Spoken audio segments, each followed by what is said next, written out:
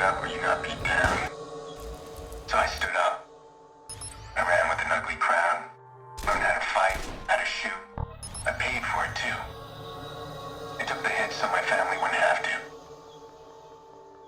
Mom always said we escaped Dad when we left him back in Belfast.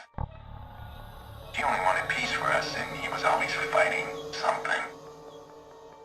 He saw that fire in me too. She said her sweet little boy was gone. It turned into Dad. That should have stung, but it didn't. I was proud to hear it. Aiden Pearce, the Fox, the Vigilante. To some, a generic wannabe Batman. To others, an underrated badass. But I think those are both misunderstandings, caused by inattentive players and a plot with disconnected moving parts that draw you away from the darkness at its heart. Aiden Pearce has a lot more going on than he's given credit for, and it's about time someone takes a deeper look at his character. So let's get started.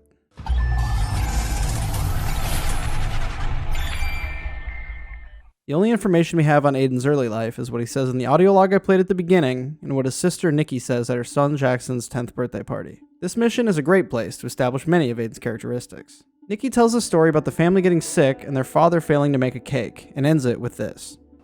That was Dad in a nutshell. He did a lot of ugly things, but it was always about family. Listen to me, I'm rambling. My first interpretation of Aiden's line about escaping Dad was that he was abusive, but the way Nikki talks about him and the way Aiden relates to him and acts himself, I think it's more likely the patriarch Pearce found himself getting his family in as much trouble as he got them out of. Let's back up to the beginning of the day. Aiden wakes up from a nightmare and decides he needs to take his mind off it. Lucky for him, he says, This city's full of distractions. Aiden uses his access into the city's data collection and predictive algorithms to spy on some strangers until a conversation gets flagged. He follows it to its source, a man who gets into an altercation with a woman in an alley. Aiden chases him and beats him with a tactical baton, or guns him down, or hits him with his car. Aiden set an alarm for 6 a.m. He's not wasting time, but this little exercise is why he's late for his nephew's 10th birthday party. This is compulsive behavior, and it's probably also avoidant behavior, since as we'll see, genuinely emotional situations are the only place Aiden is ever uncomfortable. Notice I didn't say social situations, because he's a force to be reckoned with when he has a goal in a conversation. Our introduction to Nikki and Jax actually happens the night before. Jackson asks if Aiden is really going to be at his birthday, to which Nikki says this. Jackson, I did invite him. It's been so long. Are you sure you called the right number?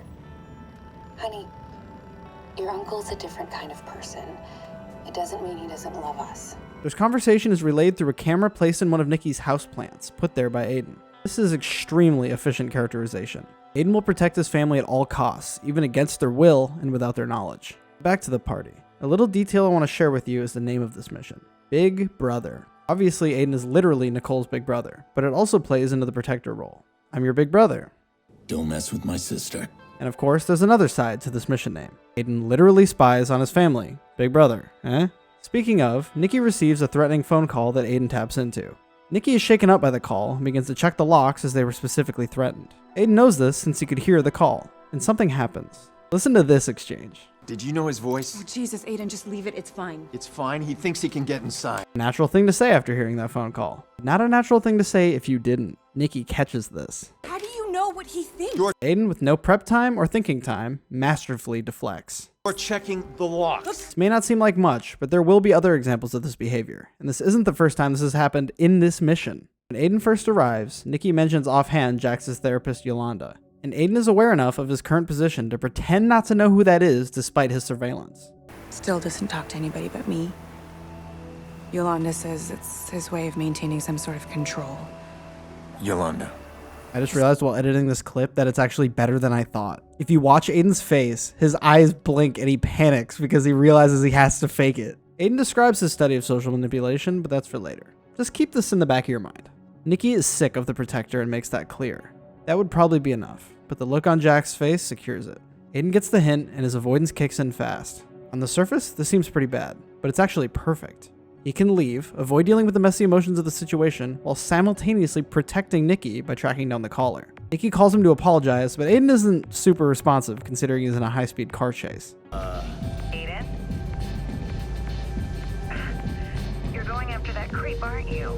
Well, You're doing it right now. I can't believe you.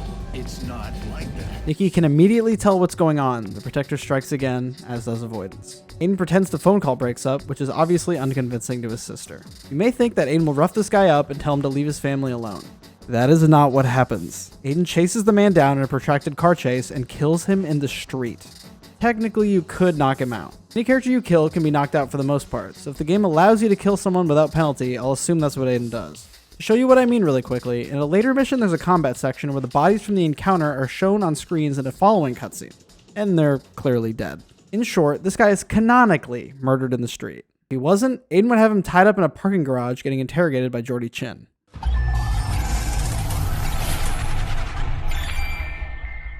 Speaking of people Aiden's killed, we need to talk about the other half of the Protector, the Fox. Aiden's work as the vigilante is tied into the main plot, but most of it takes place in side activities.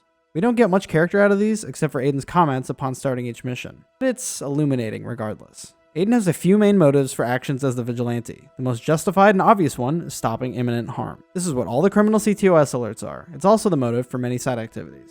This crew's already been paid to kill some woman. I'm not gonna let that happen. The other main motive is vengeance, punishment.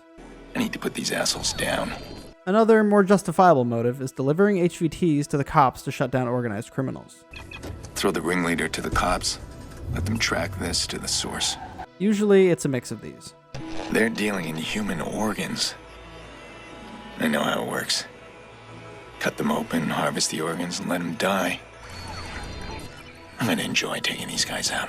Aiden's motives for not killing people tends to either be to add to their suffering, Asshole's mine. Wants to beat a woman. I'll be eating through a straw when I'm done with him. send a message, My first instinct is to put a bullet in this guy's face. I can do worse. Guys like this, they think they're on top. So I'll pull him off his pedestal, humiliate him in front of his crew. I'll show them that I can get to anybody. or out of a random arbitrary boredom mixed with the added suffering bit. This guy sounds like a real piece of work.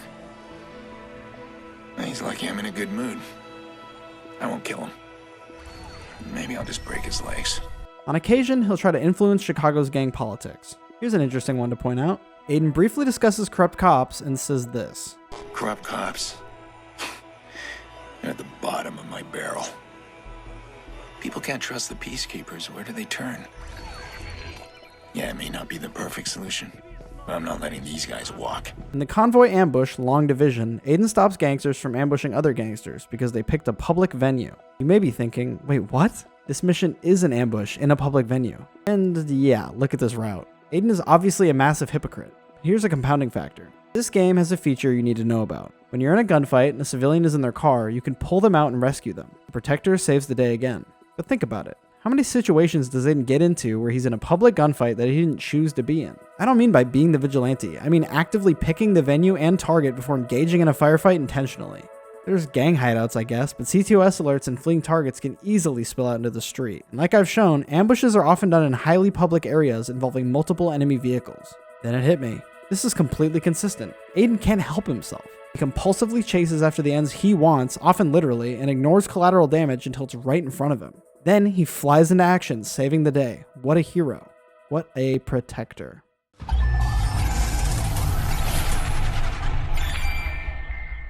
I've hinted at it a few times, but I think it's important to mention how little Aiden thinks about the people he kills. He almost never introspects about it, and the few times he does, it's spurred on by other people being horrified by his actions.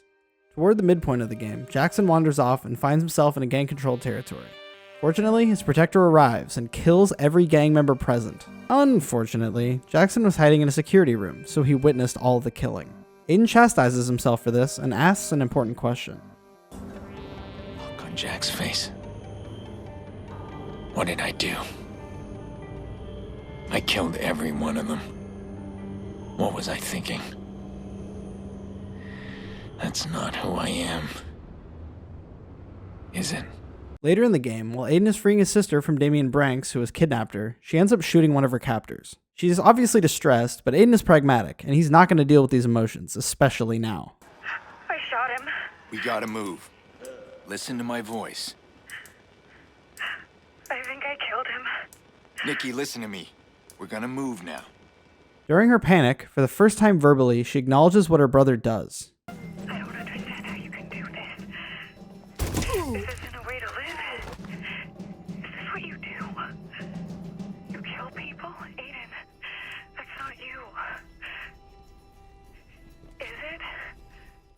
After Aiden frees Nikki, he should be begging for forgiveness considering he's ruined her life, gotten her daughter killed, traumatized her son, and caused her to kill a man. What's the first thing he says to her?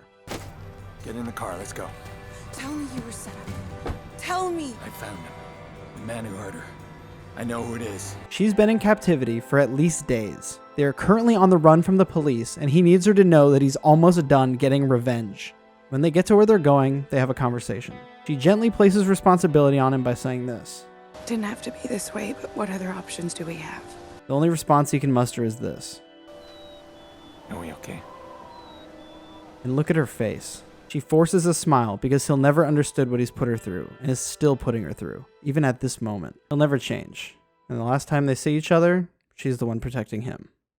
Like I've said, Aiden isn't only dangerous with a gun. We don't know how far back his interest in social psychology goes, but when he describes his former partnership with Damien Brinks, he says that Damien showed him how to find a weak code and exploit it, and Aiden showed him how to do it with people. Aiden has been a manipulator longer than he's been a hacker. What I showed you earlier with Nikki is the very tip of the iceberg. An early example is Aiden's first meeting with Clara, also known as Bad Boy 17. Aiden has never met this person, and she's only been helpful to him, but he immediately defaults to manipulation. He invades her space, he calls her a liar, and he lightly assaults her as he does it.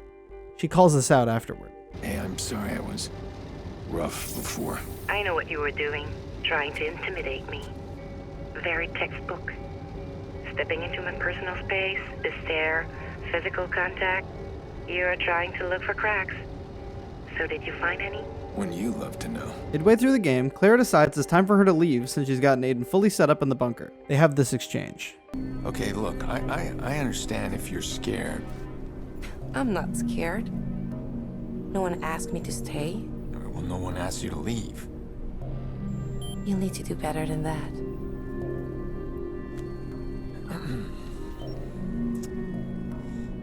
I could use some help. I could use your help. Like a team. Sure, like a team. Not used to being a team. No, I'm not. Clara is playing with Aiden, but his response is telling. He's sort of playing back, but he's uncomfortable.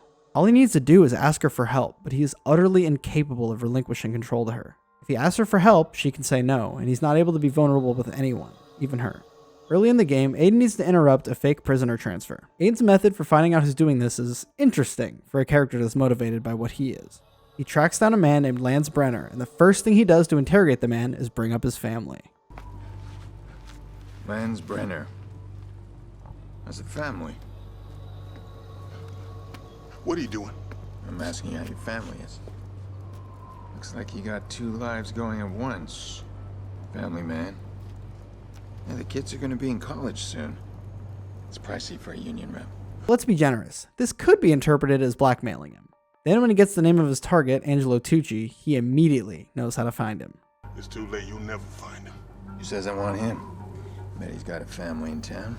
In Aiden's defense, he doesn't actually hurt family members of the people he's going for, but he is targeting them. He stalks this man's niece, and he knows exactly how to play her against him. Hello? Miss Tucci? I'm Dr. Hyatt with the Chicago General Hospital. We received your Uncle Angelo's blood work, but you're the only number he gave us. Do you know where we can reach him? It's urgent. No, sorry. I haven't heard from my uncle in years. Okay, thank you, man. Wait for it. Elena, you need concert tickets again? No, listen. I got a weird call. I think the cops are looking for you. What? Damn it, you calling me just gave them a trace. Hang up now. Gotcha. A bit later in the game, Aiden needs to find his way into a fortress in gang-controlled territory. He hacks into their surveillance system and immediately identifies the social dynamic between the leader of the gang, Iraq, and one of his lieutenants, his cousin Bedbug. Aiden stalks Bedbug, acquires blackmail on him, and plays him like an orchestra. What you want?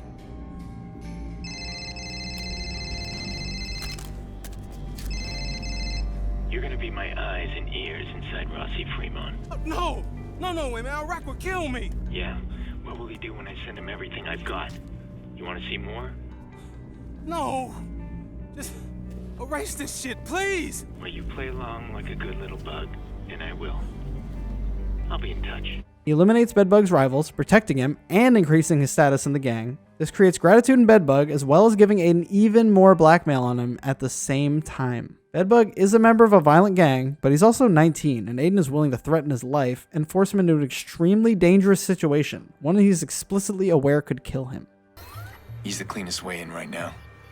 Let's hope I don't kill him. Aiden guides Bedbug through the hideout and gets him into the server room. Part of the way through the process, Bedbug is detected and seemingly killed for his betrayal. Who bought you, Quinn? No! Don't wait, man! Don't you lie to me! No! Don't you fucking lie to my face! This how you repay me for taking you in! Come on, cuz, look, we family! You know it wasn't me! He made me do it! What the fuck? It's real close! No!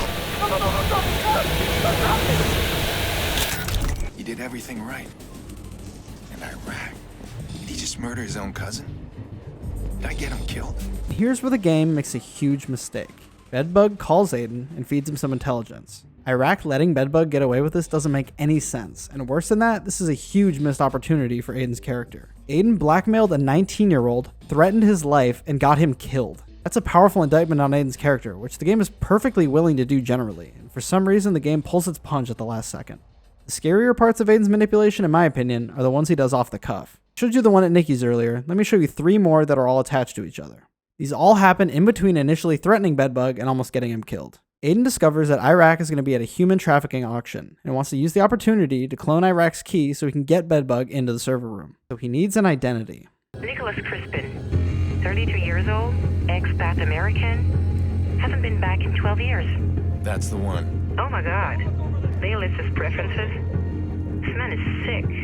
And filthy rich, too. Will anyone miss him? What do you mean, miss him? Clara, if I'm stealing his identity, I can't have him around blowing my cover. I can't keep him alive. Oh. You can't. No, well, I guess not. My sister's missing, Clara. I'm gonna do whatever it takes to get her. Listen, if this is too much for you, you can walk away. I'll understand. No, I'm fine. Nobody's going to miss this dog. Aiden plays this masterfully. Claire is distressed at the idea of being so directly responsible for a cold-blooded murder. Aiden starts by explaining how important this is. His sister's missing. My sister's missing, Clara. I'm gonna do whatever it takes to get her. Crispin doesn't have Aiden's sister. That doesn't justify killing him. Then after explaining how important this is to him, he tells her she can walk away. Listen, if this is too much for you, you can walk away. I'll understand. His voice softens. He tells her gently, and it works like a charm. Clara jumps at the opportunity to reassure him. No, I'm fine. Nobody's going to miss this dog. She's almost panicked at the suggestion of walking away. Aiden chastises himself for pushing Clara too quickly, but he never considers her perspective that maybe murdering whoever you want to get the job done is bad. He's only concerned with whether or not he's scaring her off. Regardless, Aiden does kill Crispin and assumes his identity at the auction. Before that, he has to head to a club called Infinite 92 to get his invite to the auction. Over the course of Clara's investigation and hacking Crispin's phone, it becomes apparent that Crispin has a reputation for abusing his victims. Keep that in mind. Aiden arrives at Infinite 92 and is asked what happened to his escort. As expected, Aiden deflects perfectly. What happened to the guards assigned to you, sir? They couldn't keep up. But the next scene is where he impresses. The Poppy Special turns out to be a woman, and Crispin's reputation has reached her as well. She pulls a knife and tries to kill Aiden, which alerts the guard outside the room. Now Aiden is in quite a predicament. He's literally in a life or death knife fight with a person he doesn't want to kill. Simultaneously, he needs to stop the guard from interfering as well as keep Poppy from getting in trouble. On the fly, Aiden says this. Is everything to your liking? You interrupt me again and you're next.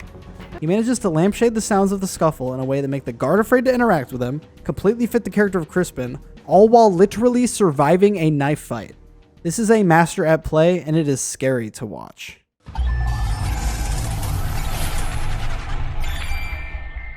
We've talked about what Aiden's actions look like on the outside and how they affect other people.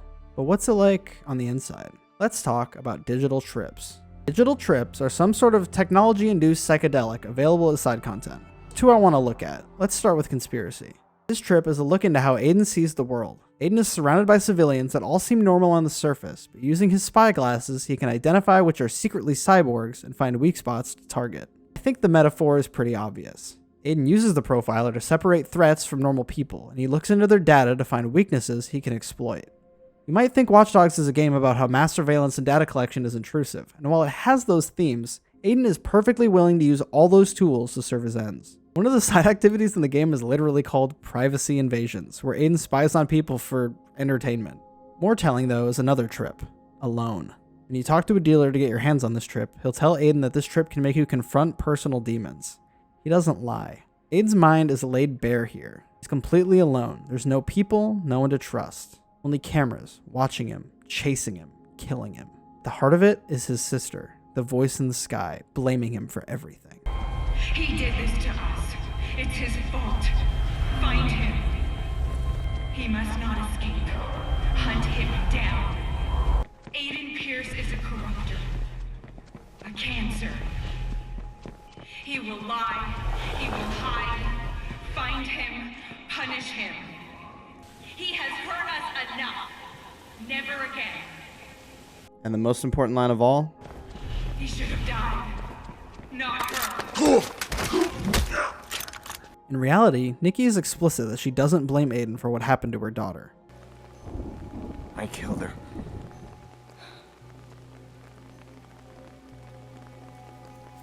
No, you didn't. I don't blame you. Aiden generally externalizes the blame for Lena's death, except for a few select circumstances. But as we can see here, that's not how he feels on the inside. Not only does he blame himself, he thinks his sister blames him, maybe even hates him. The only people he cares about in the world can tell him he's forgiven, but he's not going to forgive himself. When he fixes the problem, destroys the cameras, liberates the area, saves the day, it's still just him. Alone. But he didn't just make himself this way. Being paranoid in Aiden's world makes sense. There are people after him. He is constantly being watched. Even just walking around the city, there could be a rival fixer, another player watching him.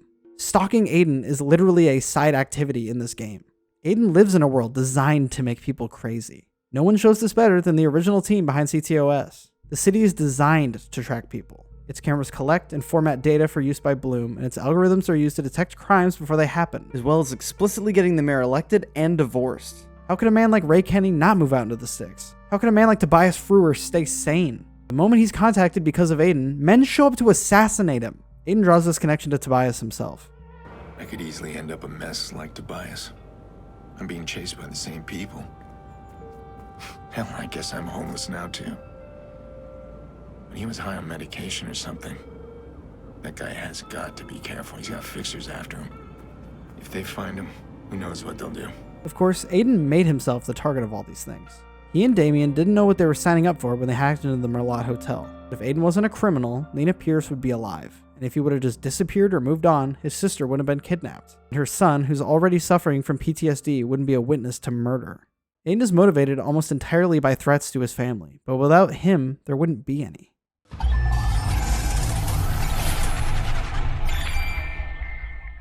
We've all suffered a horrible nightmare, but you have to stop trying to fix it. I'm not trying to fix anything. Aiden, I know what you're doing. I know you're chasing after the people that did this. And you do that, you put us all in danger again. You are not in danger. Because I protect you. Do you hear yourself? Aiden, why can't you stop? Because...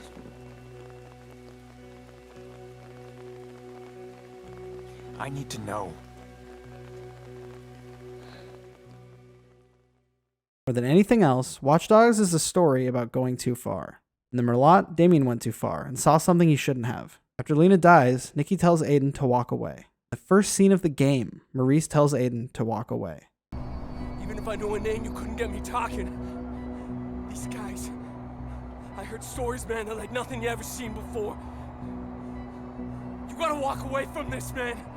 Toward the end of the game, Jordy warns Aiden that there's a huge bounty on his head and tells him it's time to walk away. That's all you want to know. I've never seen a contract with more zeros on it than yours. They want you bad, pal. That's nothing new. No. Trust me on this. This is something new. You've pissed in everybody's beer now. You need to leave Chicago while you can because the fixers will catch up to you. It's only a matter of time. Thanks for the warning. Yeah. You're gonna ignore it, but I thought I'd try. Considering Jordy betrays Aiden after this, I think this is him giving him a fair shot to get out. After Nikki is freed and she kills a man, she still begs Aiden to let it go. Where's Jax? I need to see him now. He's safe. With Yolanda. You're going there now. I'll meet you. Get Jax, stay low, and no phones. Don't even let him use his tablet until this is over. Whatever this is, Aiden, please. Please let it go. Hear me? Let it go. At the very end, when Aiden faces the man behind this entire conspiracy and he's locked behind bulletproof glass, he gives Aiden one last chance to walk away. You're a young man, Mr. Pearce. Just walk away. Live your life. I assure you, this room is impenetrable. But like I've said, Aiden is a consistent character. And like he told Maurice, some things you just can't walk away from.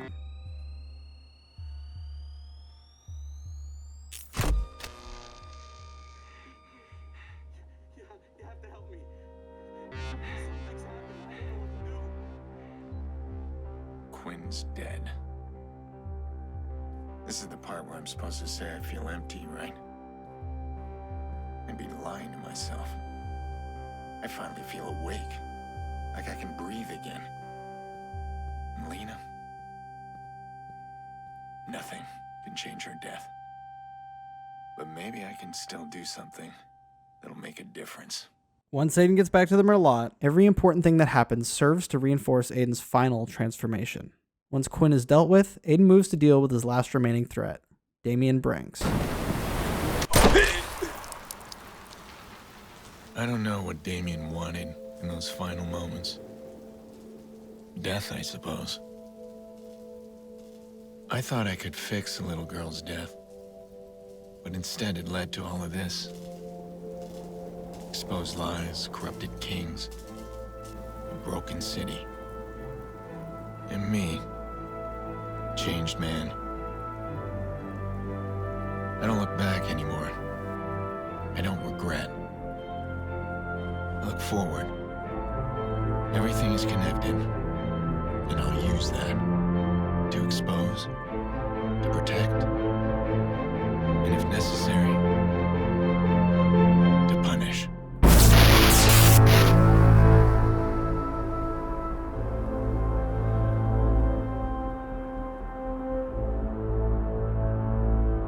Watch Dogs is a story about letting go. Not Aiden letting go of his desire for revenge or guilt for his actions. Instead, letting go of his doubt and inhibitions and fully diving into his role as a Punisher.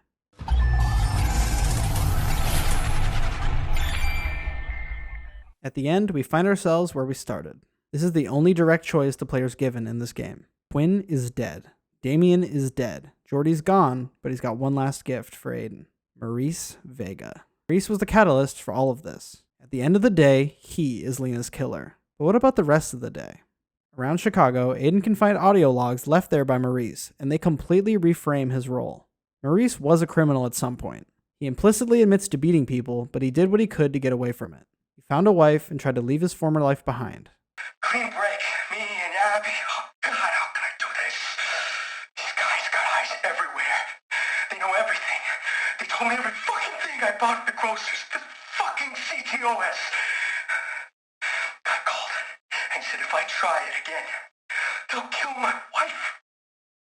Just like that. They, presumably the Black Viceroys, used CTOS to track him and made it clear what would happen if he didn't play ball. These guys wanted me to see what happens.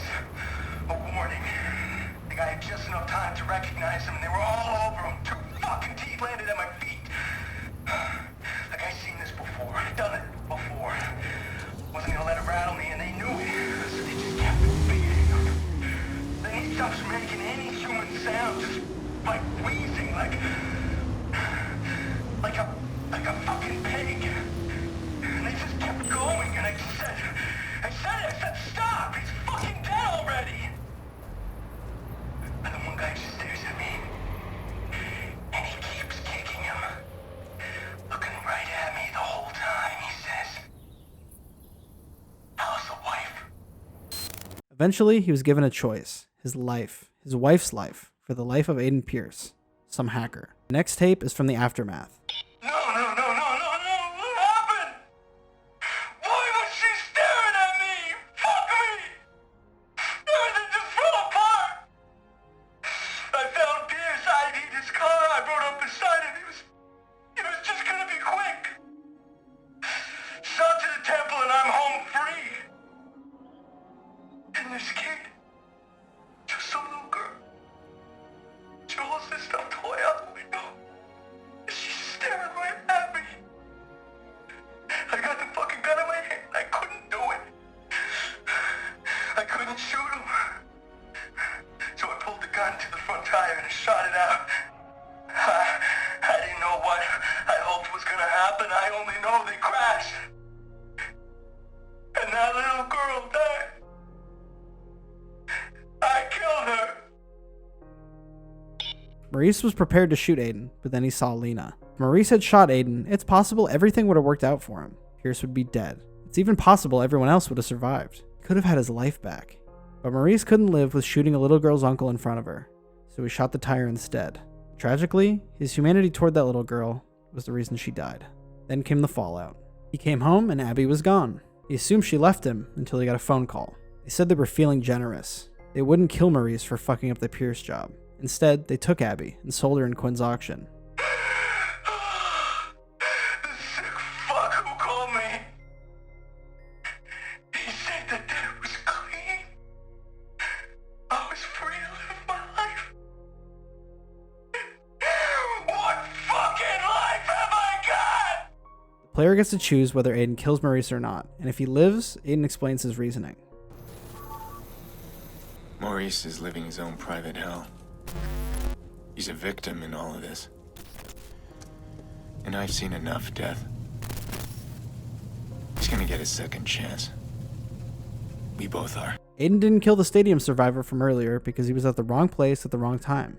He wasn't looking for Aiden. But Aiden has had Maurice in a parking garage getting interrogated by a sociopath for the entirety of this game's runtime. Hey, by the way, Maurice volunteered a location. He seems convinced you'll find something there. He says if you want answers, you'll have to follow his trail. Whatever the hell that means. Might lead to something though, right? It will. This is good. He wants me to understand why he did it. You need to reward him with something, okay? What, like a cookie? I don't know. Get creative. He received no useful intelligence during that time, and even when he thought he might, there was no humanity to it at all. He tells Jordy to reward him, not because he's grateful, but because he wants to gather information, and this is how you treat POWs you're torturing according to whatever psych book he read.